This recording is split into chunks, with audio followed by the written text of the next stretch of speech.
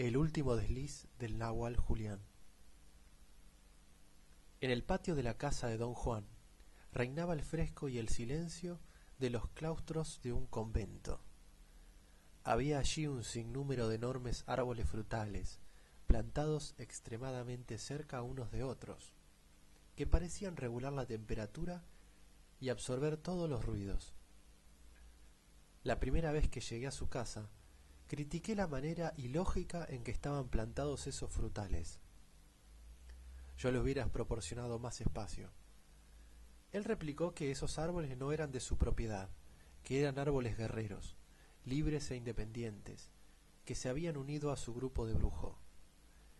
Dijo que mis comentarios, si bien eran aplicables a los árboles comunes, no atañían a los que estaban en su casa. Su réplica me sonó muy metafórica. Lo que ignoraba yo en ese entonces era que don Juan daba un sentido literal a todo cuanto decía. Don Juan y yo nos encontrábamos sentados en unas sillas de caña frente a los frutales. Comenté que los árboles cargados de fruta no eran sólo un bello espectáculo, sino también algo asombroso en extremo, dado que no era la estación de frutas. Existe una historia intrigante acerca de ellos, admitió. Como sabes, estos árboles son guerreros de mi grupo. Ahorita tienen fruta porque yo y todos los demás miembros de mi grupo hemos estado expresando sentimientos y opiniones acerca de nuestro viaje definitivo, aquí mismo, delante de ellos. Y ahora los árboles saben que cuando nos embarquemos a nuestro viaje definitivo irán con nosotros. Lo miré atónito. No puedo dejarlos, dijo. Son guerreros como nosotros. Han unido su sino al grupo del Nahual. Saben lo que yo siento por ellos. El punto de encaje de los árboles está localizado muy abajo en sus enormes conchas luminosas y esta característica les permite conocer nuestros sentimientos. Por ejemplo, estos árboles conocen los sentimientos que tú y yo tenemos en este momento, al estar hablando frente a ellos acerca de mi viaje definitivo. Guardé silencio. El tema de su viaje definitivo me deprimía. Don Juan repentinamente cambió la conversación. El segundo centro abstracto de las historias de brujería se llama el toque del espíritu, dijo. El primer centro, las manifestaciones del espíritu, es el edificio que el intento construye y coloca frente al brujo, invitándolo a entrar. Es el edificio del intento visto por un brujo. El toque del espíritu es el mismo edificio visto por el principiante, al que se invita o más bien se obliga a entrar. Este segundo centro abstracto también podría ser una historia en sí.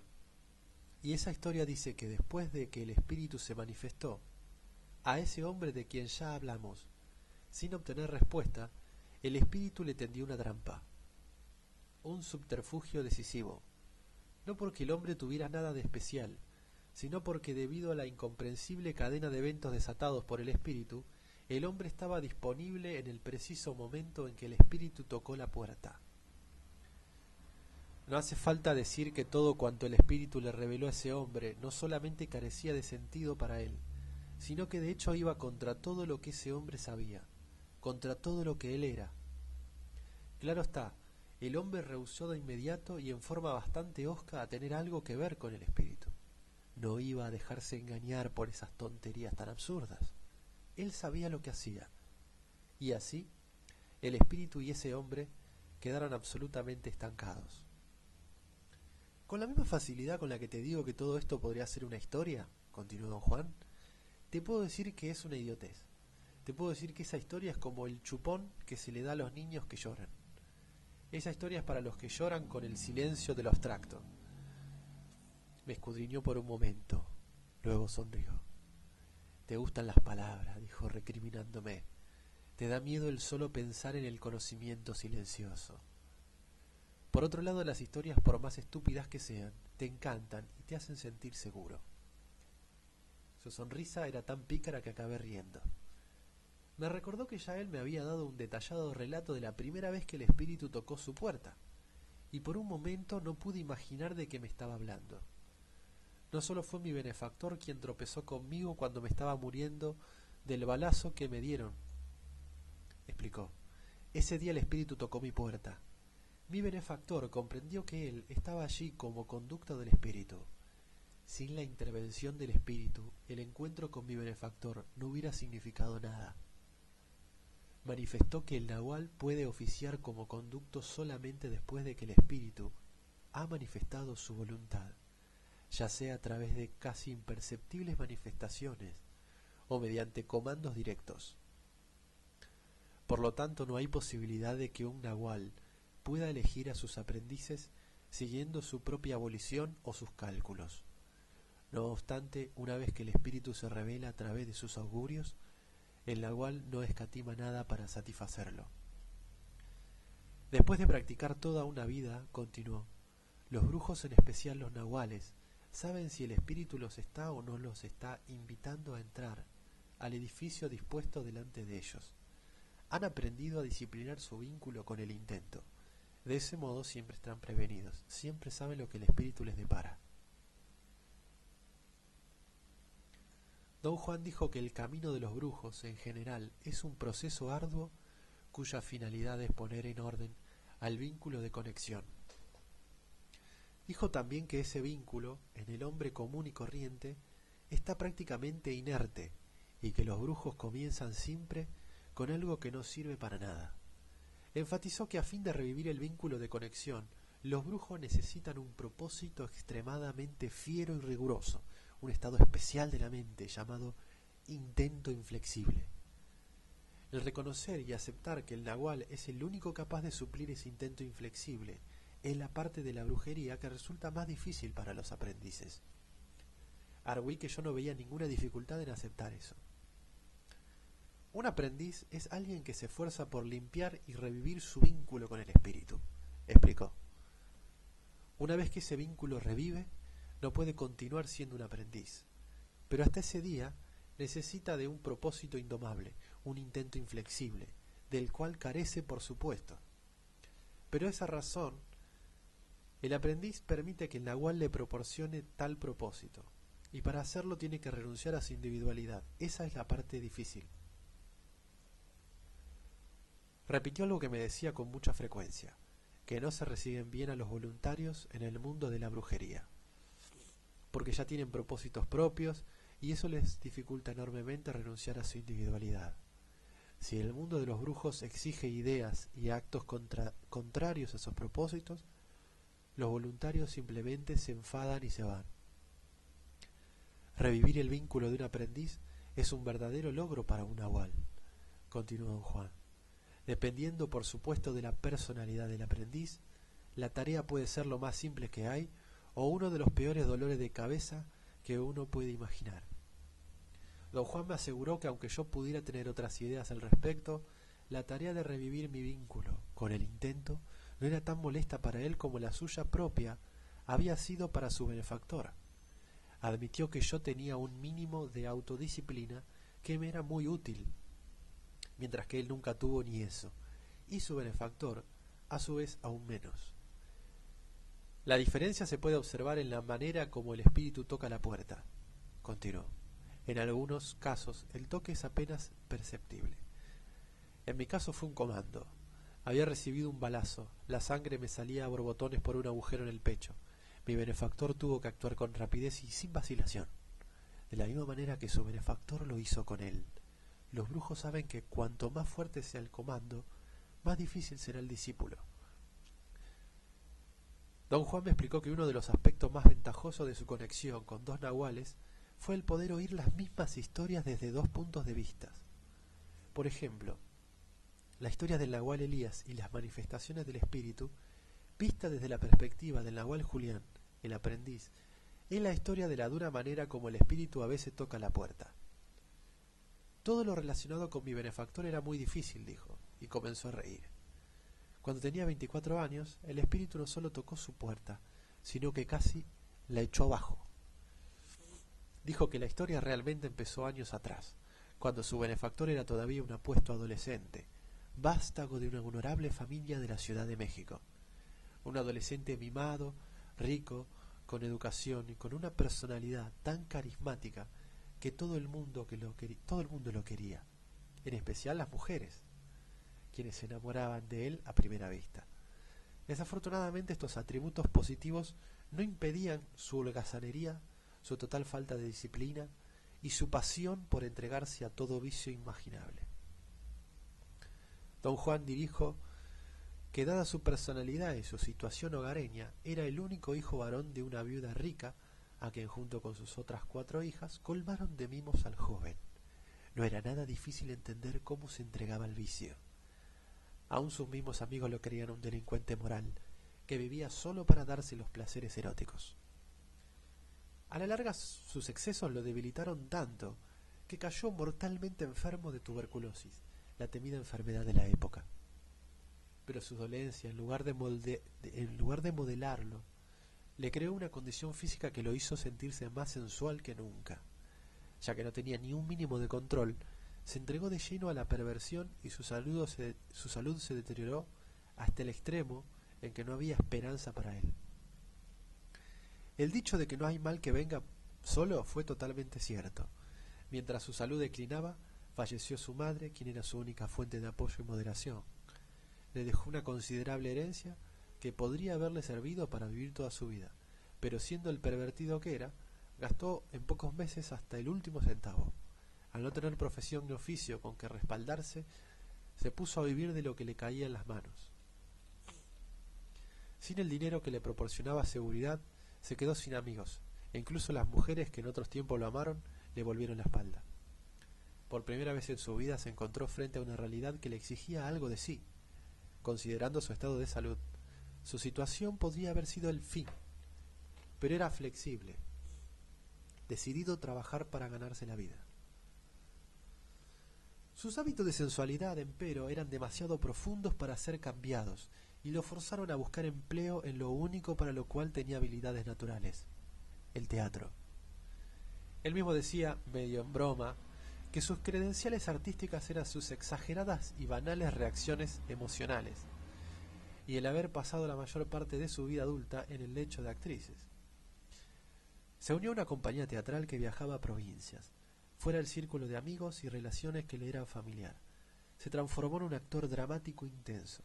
Era siempre el héroe tísico de las obras religiosas y morales de la época. Don Juan comentó que una extraña ironía había marcado siempre la vida de su benefactor. Ahí estaba él, un perfecto depravado, muriéndose a causa de su vida disoluta, y aún así desempeñando papeles de santos y míticos. Incluso llegó a encarnar el papel de Jesús en la interpretación de la Pasión durante la Semana Santa. Su salud resistió una sola gira teatral por los estados del norte. 2 cosas le sucedieron en la ciudad de Durango. Su vida terminó y el espíritu tocó su puerta. Tanto su muerte como el toque del espíritu llegaron al mismo tiempo, a plena luz del día, en los matorrales. La muerte lo sorprendió en el acto de seducir a una joven. Ya estaba sumamente débil, y ese día se excedió demasiado. La joven, vivaz, fuerte y locamente apasionada por él, lo incitó con su promesa de hacer el amor a caminar hasta un lugar muy apartado y solitario, a kilómetros de distancia. Allí, en vez de hacer el amor, lo obligó a forcejear con ella por horas enteras. Cuando la joven por fin se rindió, él estaba completamente exhausto y tosía tanto que casi no conseguía respirar. Sintió un agudo dolor en el hombro. Tenía la sensación de que se le estaba desgarrando el pecho. Un ataque de incontrolable tos lo hizo arquearse, pero aún así su compulsión por buscar el placer lo obligó a consumar su seducción, y continuó hasta que la muerte se le presentó en forma de una hemorragia. Fue entonces cuando el espíritu hizo su aparición, a través de la persona de un indio que acudió en su ayuda.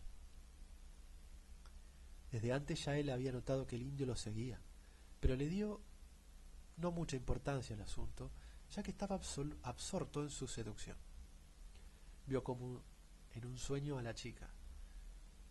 Ella no estaba asustada ni había perdido la compostura. Callada y eficientemente se puso su ropa y se fumó como una brisa. También vio que el indio corrió hacia él y trató de incorporarlo.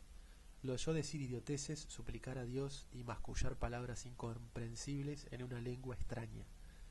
Después el indio actuó con tremenda rapidez. Situándose de pie detrás de él, le propinó un fuerte golpe en la espalda.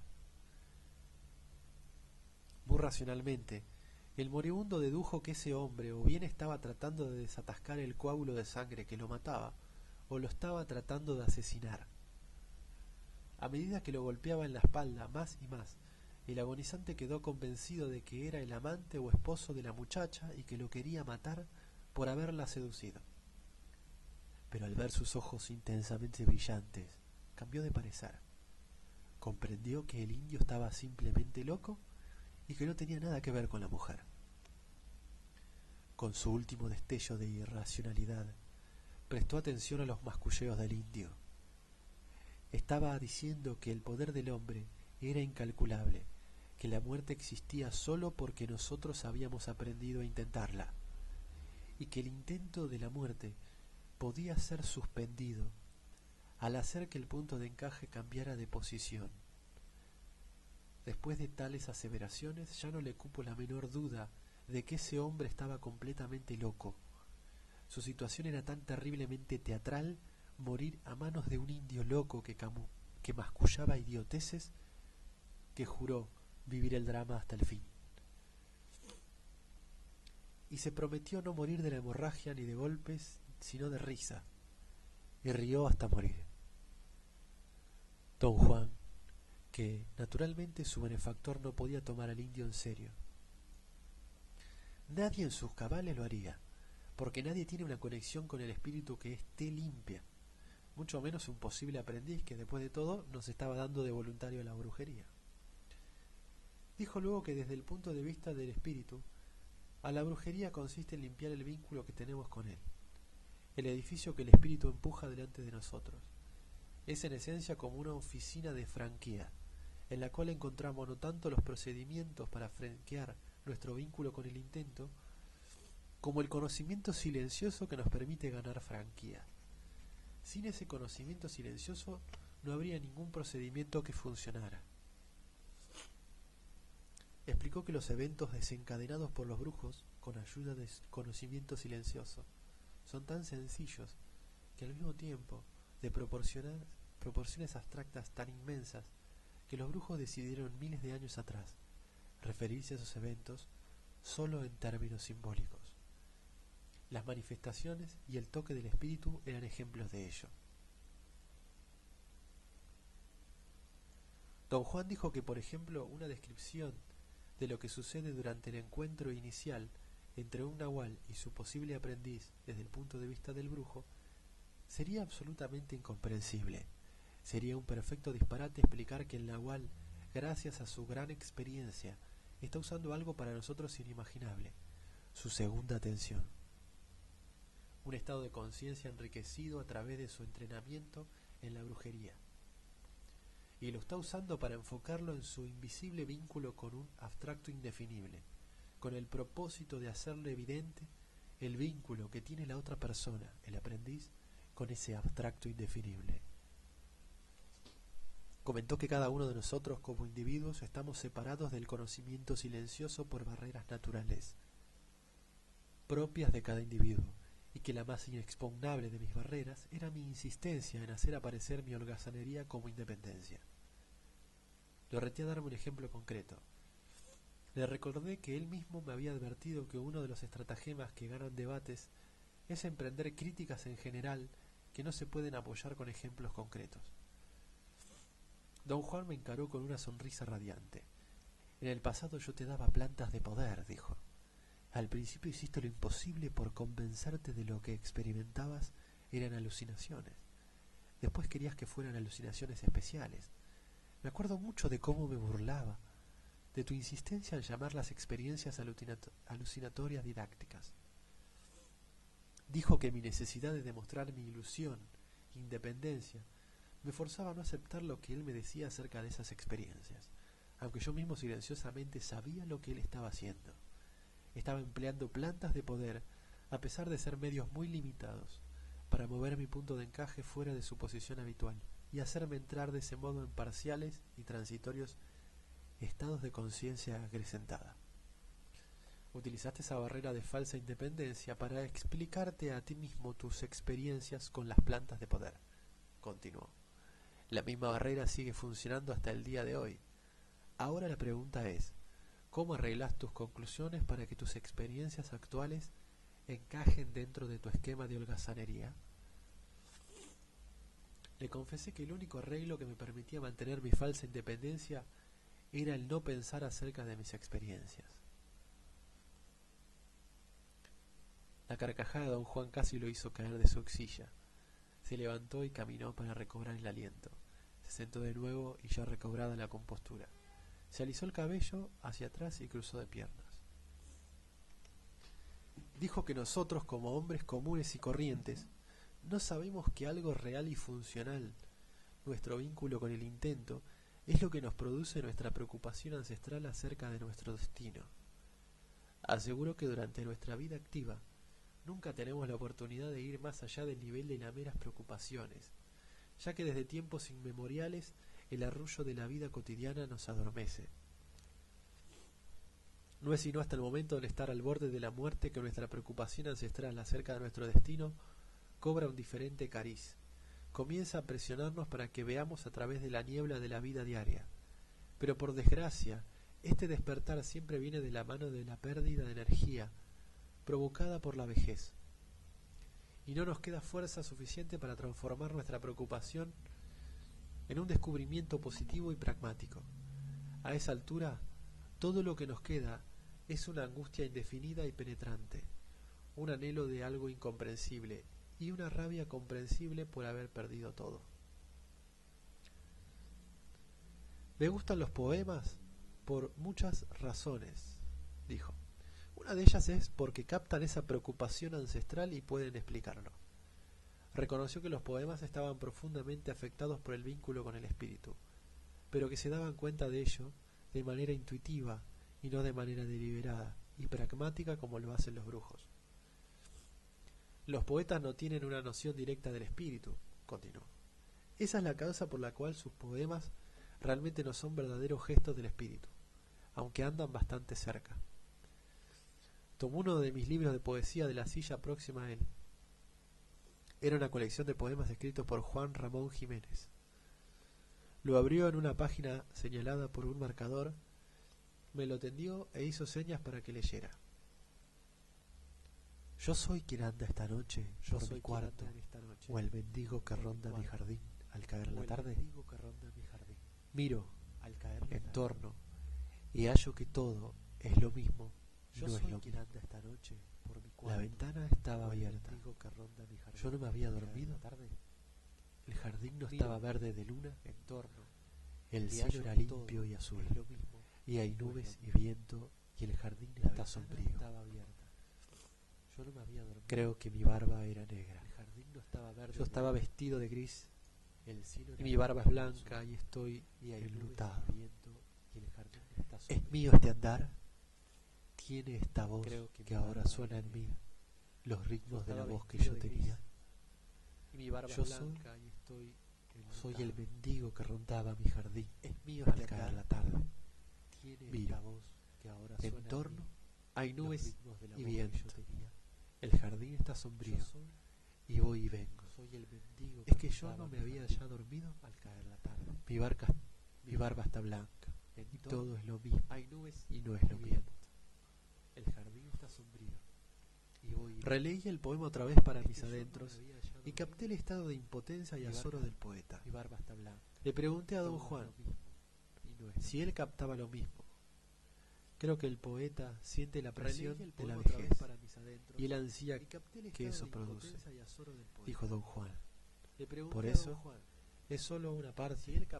La otra parte, la que me interesa, es que el poeta, aunque no mueve nunca su punto de encaje, intuye que algo increíble está en juego.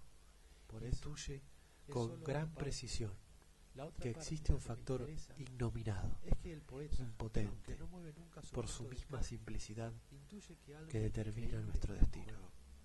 Intuye con gran precisión que existe un factor innominado, impotente, por su misma simplicidad, que determina nuestro destino.